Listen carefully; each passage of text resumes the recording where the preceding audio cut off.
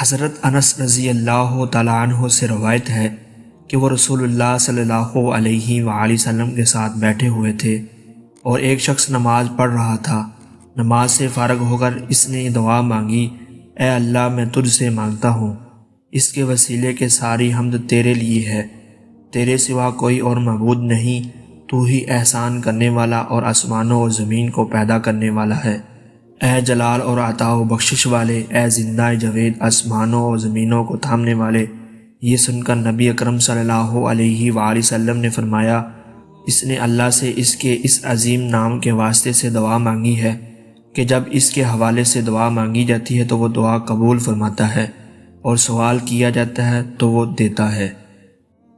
حضرت سلمان رضی اللہ تعالیٰ عنہ کہتے ہیں کہ رسول اللہ صلی اللہ علیہ وآلہ وسلم نے فرمایا، تمہارا رب بہت باحیا اور کرم والا ہے، جب اس کا بندہ اس کے سامنے اپنے دونوں ہاتھ اٹھاتا ہے تو انہیں خالی لٹاتے ہوئے اسے اپنے بندے سے شرم آتی ہے۔